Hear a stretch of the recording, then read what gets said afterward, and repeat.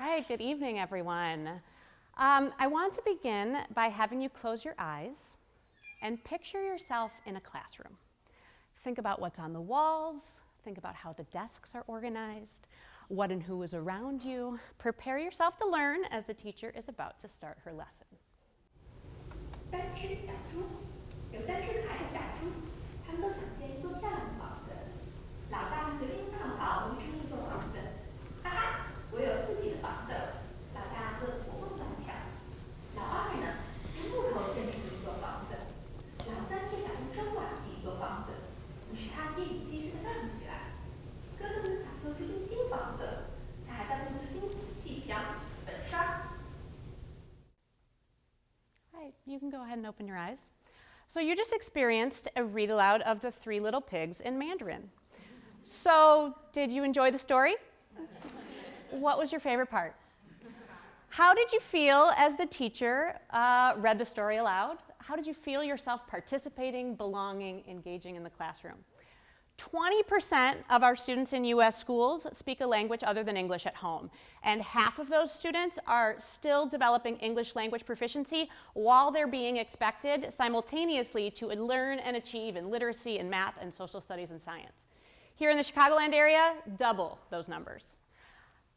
That large and growing subgroup of English learners is incredibly diverse in cultural background, country of origin, home language, generation of immigration, previous schooling, language and literacy abilities, and on and on and on. But the educational institution has not kept up with this diversification of schools. The large majority of educators enter our schools with very little preparation for English learners. And unfortunately, these schools are often typified by deficit-based policies and practices that can easily and often unknowingly become the norm that guides daily practice with kids. So really good work is being done, both here at the university and out at many schools here in the Chicagoland area. But in the meantime, here are 5 things that you all can do tomorrow to support English learners in classrooms and schools. First, learn students' names. This is an incredibly simple idea, but can be incredibly complex considering the diversifying world that we live in with unique and diverse names from around the globe. We often have really good intentions when we try to make students' names fit into our American English frame of reference, but we have to go beyond good intentions. I've been in and out of a lot of classrooms. There was many stories I could pick from for this, but there was one time there was this middle school student who was incredibly checked out of a lesson, and the teacher kept calling him Georgie. And I walked around and I said, "Sweetheart, what's your name?" And he goes, "My name's Jorge. They've been calling me Georgie here since kindergarten." Could you imagine 8 years of school with someone calling you by the wrong name and what that would do to your engagement and your sense of belonging and your wanting to be there to learn? So figure out students' names, ask them their names, ask them again, make sure you're pronouncing it right, say it again over and over. Make sure you're accurately and appropriately capturing this important piece of a student's identity. Number 2, find relevant materials. Kids need to see themselves in the texts and the materials that we use in classrooms. It supports learning, comprehension, engagement, and belonging overall. But let's be honest, 95% of the texts and materials that we use in classrooms and schools represent the so-called American mainstream, white, middle class, English dominant. It takes some work to find texts and materials that match our students in classrooms, but it's so worth the effort. In my culturally relevant lit class, I work with a lot of teachers, and there's one memory I have of an early childhood special education teacher who worked so hard to find texts to match the incredibly diverse small classroom that she had. She takes this pile of texts into her classroom, and there was one student in particular. It was a Tamil-speaking boy who had autism. His family had immigrated from India. And he ran over and he grabbed the text that portrayed the Indian family and he hugged it and he said, "This is me." There are so many stories like that that teachers have had about the power of relevant texts and materials in a classroom. From kids just being so excited to see someone who looks like them in a text, to wanting to read texts more, to a high school boy who said he had never, in high school, read a text from cover to cover until the teacher gave him a Matt de la Peña text that he could not put down. So cultural relevance matters. So find texts that kids can connect to in the classroom. Number 3, promote home languages. One of the more cringe-worthy statements that I hear when I'm out at schools is that a kid doesn't have a language. This couldn't be further from the truth, because this assumes that English is the only language that matters in schools, when in fact we know that this couldn't be further from the truth.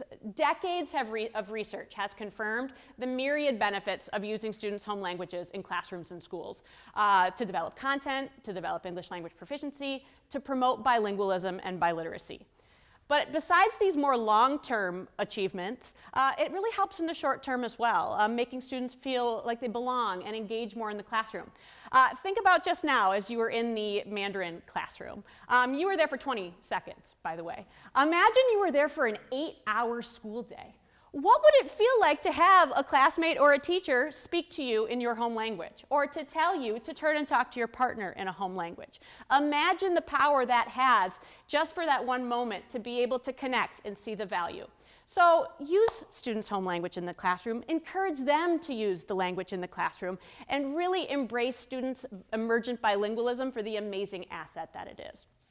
Number 4, scaffold your language. One of the things we've been doing for decades with English learners in classrooms is simplifying the curriculum that we teach.